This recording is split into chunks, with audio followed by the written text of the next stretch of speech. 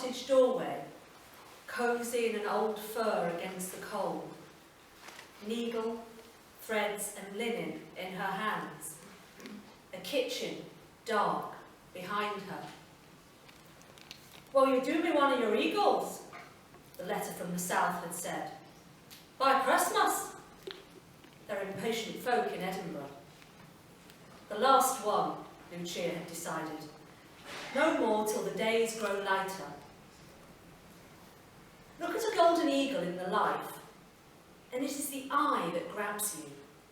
An eye intelligent and alien. Lucia holds her work close. 4 black stitches make the pupil, 7 of yellow the iris. 1 more stitch, white, will make the eye seem to catch the light.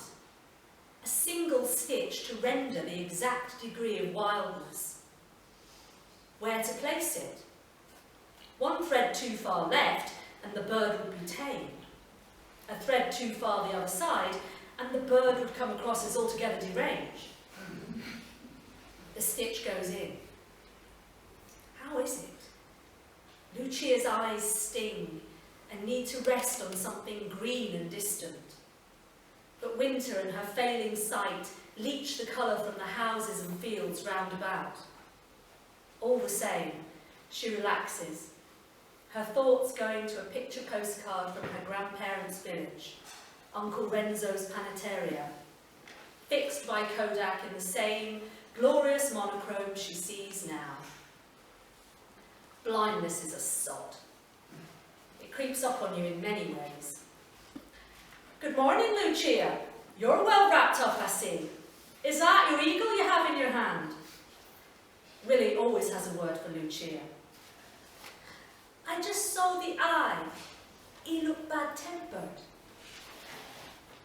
Willie peers at Lucia's work, sucks his teeth, nods. "That's your eagle for you. Will you get him done the day?" "Only if the light improve, Willie. Where the sun when I need it?" The old man laughs and waves his hat to Lucia and to the midday clouds, urging them to part. One hogmanay, Willie kissed her. A solemn kiss, a nice enough kiss, but he did not excite her. So many uses for a mouth. Kissing, biting, sucking, licking, wooing and loving, giving voice to anger, joy, grief and terror. Lucia puts 2 fingers to her lips. 1 finger is calloused from the needle, hard like the scar on Angus's lips that surprised her the first time and was still there at the last. Oh. The beak of an eagle is not like a man's mouth. When the postie brings a letter from Lucia's sister, he touches the soft threads that depict the hooked and terrible instrument. "You've not wished to be a rabbit in the open or a wee lamb with that thing about, would you?" says Andrew. "That beak's a nightmare." He shivers as he makes to leave. "Keep warm, Lucia." She finds it hard to stitch inside the cottage. Outdoors is better for her eyes than her brightest lamps, but today is tough. Sunrise was before 9, but you could barely tell, the light having been slow to make its way earthwards through dark clouds, and not much quicker since, despite Willie's exhortation. "The sun comes via Glasgow," they say hereabouts. Embroidery mimics feathers so well that, as she works on a half-stretched wing, Lucia feels the bird's strength. Even so, how can such feathers bear an eagle? Heavy as a newborn baby, higher and higher until it's just a dot. The world is full of wonders. On she goes with the wing. After that, she will be done.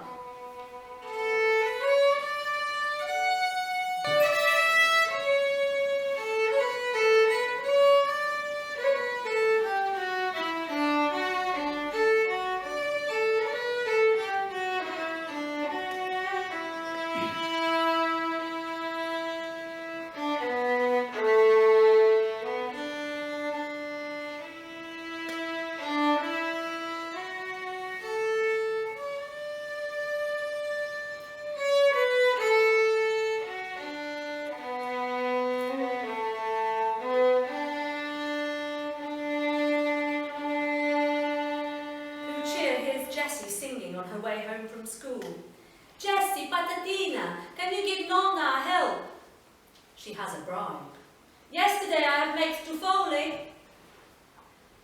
The girl sorts threads too similar in tone for Lucia to tell apart, and leaves with a bag of the balls of sweet dough to share with her sisters. Lucia is nonna to half the village children. When Angus Ross left the Navy and returned to his native northeast with his slip of a girl from Italy, he and she were celebrities.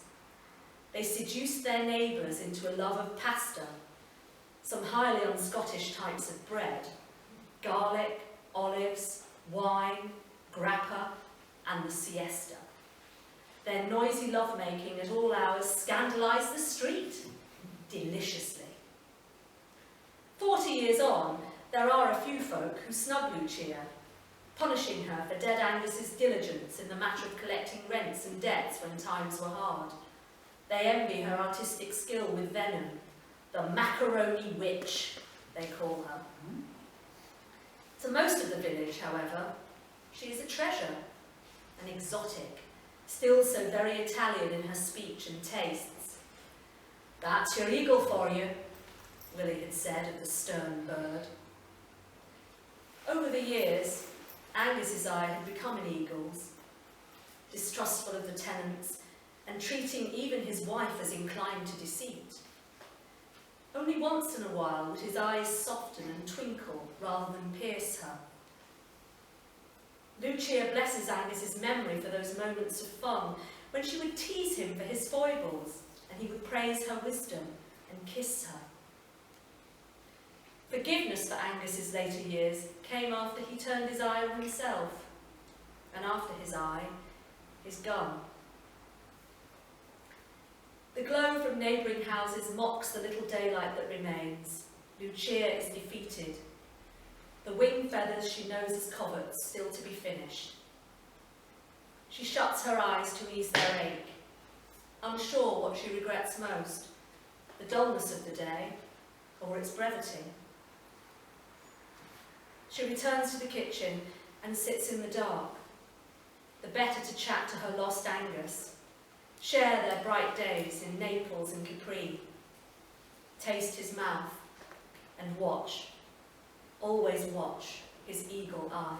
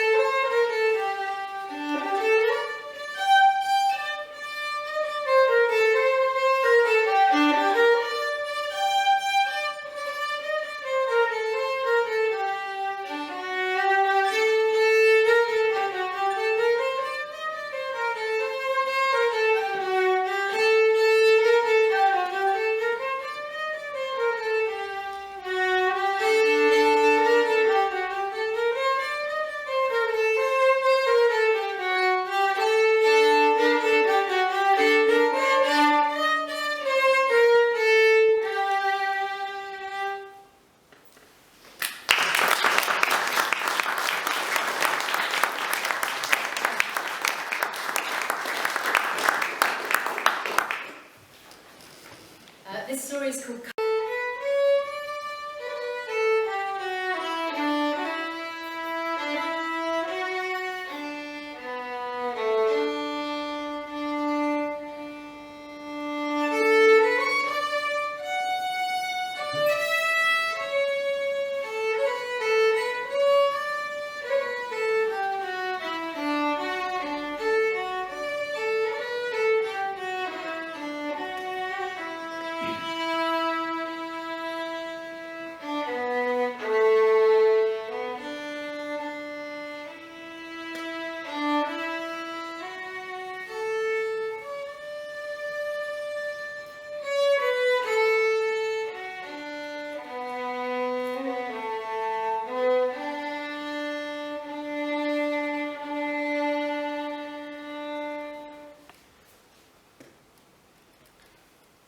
Lucia hears Jessie singing on her way home from school.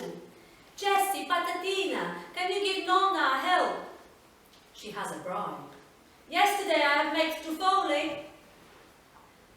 The girl sorts threads too similar in tone for Lucia to tell apart, and leaves with a bag of the balls, of sweet dough to share with her sisters. Lucia is nonna to half the village children. When Angus Ross left the Navy and returned to his native northeast with his slip of a girl from Italy, he and she were celebrities.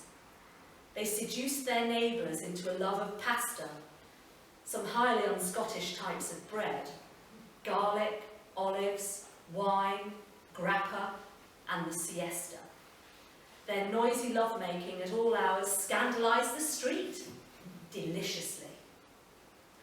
40 years on, there are a few folk who snub Lucia, punishing her for dead Angus's diligence in the matter of collecting rents and debts when times were hard. They envy her artistic skill with venom, the macaroni witch, they call her. To most of the village, however, she is a treasure, an exotic, still so very Italian in her speech and tastes. That's your eagle for you, Willie had said of the stern bird. Over the years, Angus's eye had become an eagle's, distrustful of the tenants and treating even his wife as inclined to deceit. Only once in a while would his eyes soften and twinkle rather than pierce her. Lucia blesses Angus's memory for those moments of fun when she would tease him for his foibles and he would praise her wisdom and kiss her. Forgiveness for Angus's later years came after he turned his eye on himself, and after his eye, his gun.